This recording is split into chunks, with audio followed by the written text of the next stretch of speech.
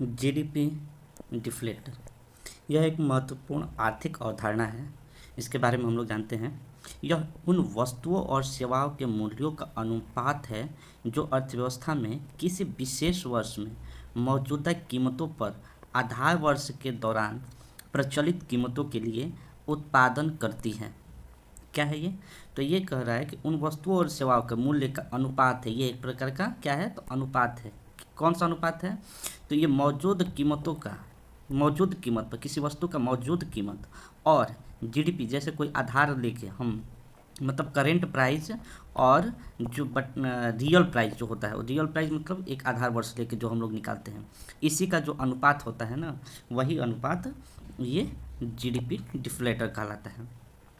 सकल घरेलू उत्पाद की कीमत को डिफ्लेक्ट वास्तविक जीडीपी और मामूली जीडीपी के बीच के अंतर को मापा जाता है। जैसे ये डिफ्लेटर जो वास्तविक जीडीपी हो गया और जो जीडीपी के बीच नॉमिनल मामूली जो हम लोग निकालते हैं उसके बीच के अंतर का है। नॉमिनल मतलब करेंट प्राइस पर और वास्तविक जीडीपी जो आधार वर्ष पर निकाला जाता है उसी का ये अनुपात है। इसका हम लोग क्यों उपयोग करते हैं? तो इसमें जो प्रचलित मूल्य पर लिए गए उस वस्तु के उत्पादन का वास्तविक मूल्य का पता चल जाता है। और इसका एक दूसरा कारण है इसको निकालने का कि मुद्रास्फीति का अनुमान लगाते हैं। तो ये दो चीज़ होता है और इसको हम लोग जो फार्मूला निकालते हैं ना, जीडीपी मूल्य डिफ्लेटर, इसका एक फार्मूला होता है जो क्या कर रहा है, मामूली सकल घरेलू उत्पाद बटा में वास्तविक सकल घरेलू उत्पाद। और इसमें कभी कभी क्योंकि कम आता है तो इसमें कभी कभी हम लोग 100 से गुना कर देते हैं तो इसका प्राइस आ जाता है।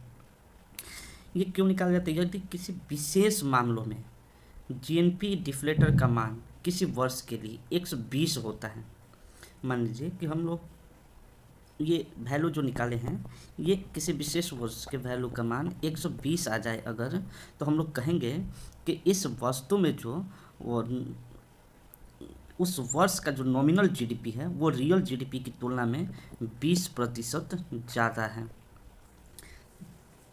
जैसे अगर नहीं समझ में आए तो इसको ऐसे समझ लेते हैं, मान लीजिए कि हम लोग जीडीपी डिफ्लेटर हम लोग ज्ञात कर रहे हैं। तो इसका फॉर्मूला हम लोग क्या देखें अभी, नॉमिनल जीडीपी बटा में रियल जीडीपी।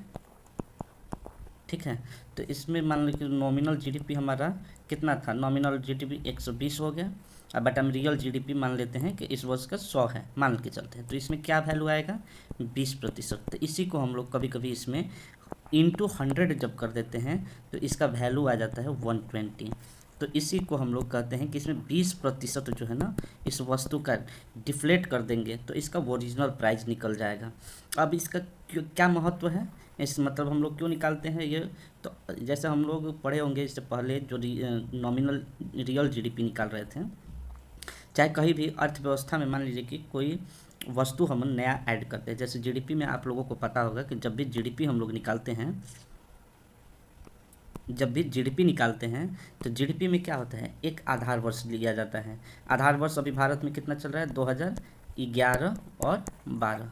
तो मान लीजिए कि हमको अगर कोई जीडीपी निकाल रहे हैं तो अगर कोई वस्तु 2011 और 12 में न बनी हो और आज हम 2022-23 का हम लोग जीडीपी निकाल रहे हैं, तो इसमें हम नॉमिनल जीडीपी के लिए ये आधार वर्ष लेंगे। उस समय तो एक मान लीजिए कि आईफोन प्रो 15 हम ले लेते हैं आईफोन का, इसका तो उत्पादन 2011 में हुआ ही नहीं था, तो इसका प्राइस हमको कहाँ से मिलेगा?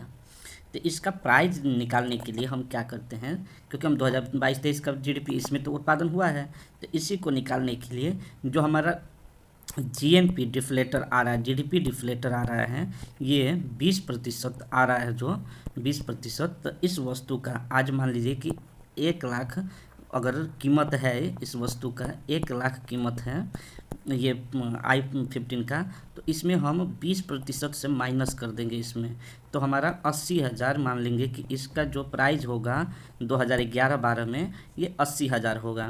लेकिन ये तो सही नहीं है, क्योंकि इलेक्ट्रॉनिक चीज़ों का आप लोग को पता होगा, चाहे कोई भी वस्तु का जब कभी समय मतलब जैसे जैसे समय बीतता जाता है वो वस्तुएं कुछ कुछ सस्ती होती जाती। जैसे आज कभी एक नॉर्मल फ़ोन अगर लिया जाता था स्मार्टफ़ोन, तो 2011-12 में, तो उस 2011-12 में तो नॉर्मल स्मार्टफ़ोन तो बहुत कम देखने को मिलता था।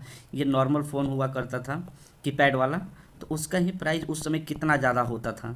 आज के डेट में उसका प्राइस बहुत कम हो गया है। तो इस आधार पर हम नहीं ले सकते हैं ना कि अगर 20% से डिफ्लेट कर देंगे, हो सकता है उस समय ये फ़ोन और सस्ता हो या और महंगा हो, ये भी तो हो सकता है। तो इसलिए ये हालांकि कुछ वस्तुओं को तत्काल रूप से जोड़ने के लिए ही जीडीपी डिफ्लेटर का प्रयोग किया जाता है। और जो अर्थशास्त्री होते हैं वो बोलते हैं कि जो आधार वर्ष होता है ना, वो प्रत्येक 5 वर्ष में बदल देना चाहिए। क्योंकि हम लोग अभी देखें कि किसी वस्तु का जब हम प्राइस ऐड करते हैं तो हो सकता है हम अनुमान लगाते हैं, इसको घटाते हैं कि पहले से प्राइस इसका बढ़ गया होगा, तो पीछे का प्राइस निकालने के लिए माइनस करते हैं। लेकिन कुछ वस्तु ऐसी हो सकती हैं जिनका प्राइस पहले और ज़्यादा हो, जो बाद में आके कम हो गया हो। तो इस स्थिति से बचने के लिए ही आधार वर्ष को सलाह दिया जाता है कि आधार वर्ष प्रत्येक 5 वर्ष में बदल दिया जाना चाहिए।